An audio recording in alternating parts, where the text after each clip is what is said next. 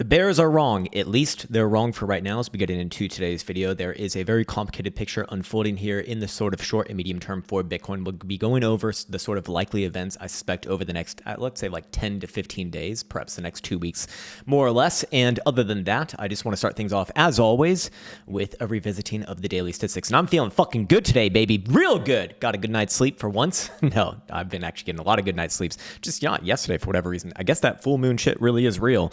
Anyways, Thursday is actually the most likely day to close negatively out of any weekday since this bull market began in 2023, with over 56% of all Thursdays closing negatively during that time frame. And of course, we don't really care so much about that because, you know, these splits are really not that crazy, to be honest. But what we do care about, and what absolutely does matter, what can actually be used for the basis of a trading strategy as an edge, would be looking at the average gain and the average loss for the winning and losing Thursdays, of which on average, when Bitcoin sees a losing Thursday, it loses an average of about 1.80%, which would be a price point of 102. And Bitcoin has actually already had a nice rally off of that number in the early morning hours. So if you're looking at this as a beautiful piece of edge, which I certainly do believe that it is, then you actually did have a really good trade right there for a nice little scalp to open up the day. And again, for the first pass, very likely for a scalpable trade. Second pass, significantly less so. So if you're just blindly following this, don't do that. At least that would be my sort of take on that. And of course, while I am offering this up as a valuable piece of edge, I do want to say that that is not in and of itself a trading plan. That is where I hand over the keys to you and say, hey, figure it out, motherfucker. It ain't that hard. But of course, at the end of the day, you know, you got to be responsible for your own plans because, well, that's what this is all about, to be honest. Anyways, if Bitcoin were to try some upside today, which I think is maybe a little bit less likely, but hey, if it were to, 105,900 would be the area of interest, meaning that if Bitcoin did approach that number, I would be looking for a pullback on the first pass. And yet again, we've seen this play out on yesterday's as well. We saw it actually in yesterday's video in real time, and then we saw it later again in the day as Bitcoin played off at the bottom of the, you know, on the bottom of that range, and also the top side of the range too. So scalps on both sides, absolutely beautiful. And again, if you're looking for a piece of edge, if you're looking for a more, you know, active scalping strategy and you just want to get in and out, I do think that this holds its value as the historical price action statistics indicator, which is a part of the caretakers indicator suite. And there's your lovely little shill for the day. Anyways, let's actually get into the content right now. Let me get my notes back on and flying around over here. And what can we see? Oh, yes, I just got an alert. Beautiful. Anyways, so I do want to follow up on one of our major setups that we have been looking at, which has more or less played out, but there is a really nuanced part about this that is going to be brought up for next week. Anyways, as far as the nuanced part goes, the 5-day CME red versus yellow moving average, which have crossed over, has initiated, and we have already hit the minimum target to the downside, which is that green 55 EMA. Absolutely beautiful. Absolutely fucking beautiful. And you can see throughout the full history of CME, it has played out this setup very well, meaning that anytime we see that crossover happen with the red and the yellow moving average, the test to the green moving average has been initiated every fucking time. Again, this is not a profitable trading strategy. I don't think that this would be a good trading strategy, but it's really good for keeping your biases honest and not just, you know, looking for runaway upside markets when you have a cross like this going on, because it's very likely going to take some time to sort itself out, as we have seen multiple times throughout this current cycle, you know, in this year, last year as well, in the year prior to that in 2023, and even in prior cycles here too. So while this one is in the process of technically, of technically already be confirmed, I do want to state something that actually is super nuanced with this. So yes, if you're looking for this setup to play out, it's already played out. However, there's going to very likely be another attempt at that green moving average. Why? Because the setup technically does not fire off until you get an official closure where that red moving average is actually closing below the yellow moving average. And as of right now, we actually don't even have that, because that's why you don't see an entry on this particular setup. We're using, by the way, the Quant Prime service to back test this one. So we would expect one of these greens, these green periods over here, which essentially lets you know, alerts you that, you know, the setup has actually officially fired off. Technically has not. It won't fire off until actually tomorrow night's closure in 1 day and 7 hours. Once that happens, yes, the entry signal will fire off, and then it's going to be at least one more period after that, which would take us into next week, where we'd actually expect another test down to that green moving average. So I can say two things here. One, I actually don't think Bitcoin is super bearish in the short term. I think that we've seen the extent of the short-term downside already. But two, again, very nuanced statement here, and I deliberately say it like this because I want the redax of this channel to get the fuck out. Get the fuck out. You're not welcome here. You're not welcome here. But the people who are non-redax, you are very much welcome here. And I don't actually mean real redax. I just mean unthinking morons, lobotomized morons who don't really care to get, I guess, super nerdy with this stuff, which again is, it's not really that big of a deal, to be honest, but that's just who I want to focus this channel on. Anyways, yes, so that means that once we get that officially firing off tomorrow, which it almost undoubtedly will, unless if Bitcoin rallies back above like 110, which I guess is possible, but very unlikely. Then next week, we actually do expect another test down to that green moving average. Now, at the same point, I don't think we're going to see any significant price action below the green moving average, which is 99,000 bucks. You might get a small wick below, sure, but I don't think that we're going to see a true breakdown. This is still a likely bouncy period for Bitcoin. So please, if you have been following this, understand the very nuanced perspective coming into this next week. This was keeping us honest for looking for a correction over the past, couple months now, basically. And ultimately, it is still ongoing. So keep that in mind. It's not done yet. Now, on top of that, again, using the quant prime service over here, we're going to be looking at the moons, which do suggest, we're probably seeing the low or around the low already in for this next 2-week period, or let's just say at least 10-day period. At least on a closing basis. And in this case, we have gotten the traditionally bullish moon. It's actually a beaver moon if you want to get super fucking nerdy with it, which I don't know how much I trust these things, but I can tell you, like, for real, when there is full moons, I sleep terribly, and then I wake up the next day and I'm actually, I feel like a crazy person, honestly. And yes, on yesterday's stream, I felt like a crazy person too. And I know it in the moment, even though I do stand by a lot of things that I say, but I also recognize I am a fucking crazy person in these, in these regards. Anyways, as far as the moon goes, yes, this generally is a more bullish time, or I wouldn't even say bullish time, but just a more positive period for the next 2 weeks until we get the next, sort of bad moon, if you will. And if we were to just back test opening up longs whenever you get a quote unquote full moon and then closing that later on when you get a, I guess it's called new moon, you would have had these results over the past 10 years for Bitcoin, which if we can load it up using, again, the quant prime service, we can see that it's actually been, a pretty steady equity curve up and to the right. You always have to ask people, could you have actually traded better than this straight up? And most people, I think the answer is actually no, even though, again, I don't think that this is like a great trading setup. It could obviously be used as sort of the backbone or maybe a portion of a workable setup, but even just playing this blindly in the way that, I just laid out over the past 10 years, yeah, it has been profitable. The profitable rate for any one of these trades to close is just under 55%. So it's not anything super crazy, but because the profit factor is very much in favor of you during those periods, then yes, it does have a nice equity curve, again, continuing up and to the right over the past 10 years. And actually, if we go through the full history of Bitcoin, it gets like even more aggressively to the, to the upside. But yeah, going over the trade analysis, which is what I significantly value a lot more with this, I want to be looking at the average winning trade returns and the average losing trade returns, because we can have both an area of interest for price and a time component on that for when to expect it, which is basically 2 weeks from the open. And respectively, these are 13.25% and 8%. That we would expect from basically yesterday's open. So if we go off of that, then, and assuming this is going to be an upwards period, 13% to the upside would put Bitcoin back at around like 117,500 bucks. I think that's maybe asking for a little bit too much right here. Just personal opinion. And again, I am actually a lot more agnostic to the direction Bitcoin will go. I believe a lot more in just the average returns from this setup, because on the other side, if Bitcoin were to lose about 7.5% to 8%, that puts Bitcoin down at around 95 to 96,000 bucks. So I would just say that if you see one of these numbers hit in the next couple of weeks, understand that's probably going to be the extent of the move. So if you see deviations from those numbers significantly, again, there's probably a scalpable opportunity. And, if you do have a downwards bias, I guess that's kind of where you're looking for over the next couple of weeks. And if you do have an upwards bias, well, I mean, look, there's a lot of variance in these, to be fair, but 13% would be a lot. I mean, that's pretty crazy. But yeah, Bitcoin could definitely rally up and, or maybe like around 110. It doesn't really change much, but yeah, that's kind of the nuanced perspective that I really want to be promoting on this video. It's like, overall, there's still a lot of issues in the higher term timeframes, but in the short term, going over these next 10 to 15 day period, it's probably a time of bounce. Yes, Bitcoin might retest a low over here. Maybe it looks a little bit lower than that as well. But I do think it's a little bit more likely to be a bounce area right here, especially with the way that the market's starting to get a little bit overweighted on, I think, negative sentiment, the downside basically. So it's like, that's why I say bears are wrong, even though longer term, they do have a better case right now, in my opinion.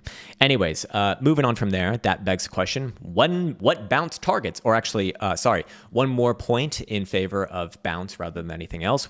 First, at least, would be, look, daily time frame over here is coming off of that blue 377 EMA. This is exactly where all of the major lows in this current cycle have been found, in fact. And it's just, a major moving average to kind of be aware of in general. And yes, having a perfect bounce off of this for the past couple of days is a good sign that it's getting respected yet again. That's where Bitcoin did bottom out over here in April of this year, and again in September of 2024, and again in September of 2023. So yeah, does it officially come all the way down there and then bounce? Does it get close there and then bounce? I don't fucking know, but I would just be generally looking for Bitcoin to try a little bit of an upside at least before having any sort of like crashing like behavior below this low, if that's even going to happen at all, which I personally, again, I do think things probably go lower, but later. Anyways, yeah, so on top of this, also consistent with a likely bounce incoming is the daily stochastic momentum oscillator trend line here, this regression that has been governing the low since, let me actually mark these off. So this was the August low, this was the September low, this was the October low, and once again, we are hitting that yet again. And I just want to state the obvious here, or maybe not so obvious, but these were all pretty big bounces. This first one over here took about 19 days and was 8.5% or more to the upside. The next one over here took about 10 days, and that was about 15 to 16% to the upside, so pretty fucking big. This one over here, also pretty damn good, almost 8% to the upside over 6 days. So, this trend line is technically not getting hit precisely today, but tomorrow I do expect we're going to see it officially hit, and if there is going to be a bounce, we really would expect the stochastic oscillator to start to turn to the upside. But for right now, it would actually require Bitcoin to close above 105,350 to force across the upside. So, is that price going to be met today? I don't think so, or at least that's not my current disposition. I think we test a little bit of downside today, and then if it's going to bounce tomorrow, would likely start to bounce into next week, when the real trading week begins. Anyway, so yeah, there's that. Then the question becomes, okay, if Bitcoin does bounce basically from the $99,000 region, where would be the areas of interest? Well, we already kind of went over the moon territory, which is always funny to talk about. But yeah, I mean, that would, I guess, be an area of interest. It seems a little bit, too high in my opinion. But if we draw an inverse fib, we can see the 38.2 levels coming in around 109 and change. The 50% levels coming in around 115 and a half. And the 618 is coming in around the last most important local and lower high, which was 115,750. So any one of these areas is going to be an area of interest if and when Bitcoin does decide to bounce. I'm not going to call it in advance, but I would say, probably at least get somewhere around the 38.2 level. It'd be pretty pathetic if it didn't, but that can happen, I suppose. Anyways, on top of this, I also do want to be using the median, the volatility contraction play that we've referenced many times for the daily here for Bitcoin. And we do have a setup, likely a brewing. And the setup is this: whenever price deviates significantly from the median, which is that white sort of line that my cursor is currently tracing right now, whenever price deviates significantly above or below that number, and we see extreme volatility, that begets the actual setup. It initiates a setup, which is not validated until we see the volatility indicator represented by the BBWP here get a negative slope on a close over close basis. So right now it's still continuing to the upside. Okay, move is still in progress. So that's why I wouldn't necessarily fully commit to this like being absolutely the low, but there's, a good reasons to believe that it should act as like at least a short-term low. But when this starts to come down, when this starts to contract, which perhaps it does start to tomorrow, then it is a very, very, very high quality, very high quality probability. It's very high probability that price will pop up and meet that median at minimum, before any sort of potential real continuation. In this case, that would be to the downside. And right now, that median is where it's about 109,500. So I would say that's that does correlate well with the 38.2 level. So I'd mark that area off on your chart. So Bitcoin does get around there. That'd be sort of I don't know, I guess somewhat expected. Again, not this week, but if that's going to happen, maybe next week, something like that could make sense. That's assuming we get a bounce at all, but I am of the opinion that we will see that. Anyways, like I said, this whole video becomes very, very difficult just because the like insane nuance that we have to go over between like the very, very short term, the sort of short term that follows that, then the medium term, then the long term, because the long term still has many issues. I won't go over all of them, because we've already done that on Tuesday's video. All of that still stands. What I do want to acknowledge though, is that the 10-day time frame over here is likely going to have an issue at some point with that same moving average cross. But I would also say at the same time that moving average cross for the 10-day time frame has actually not yielded great results anyways. So it's maybe not that much of a concern. The 8-day time frame over here has as well, I should say, and that one is targeting a little bit lower. So maybe we see a swipe here first, because you are going to see that one far off in a couple days, and that would be officially about 97,000 bucks. So maybe it's a quick break down to 97, then bounce. Maybe it's just bounce from here, then down to 97.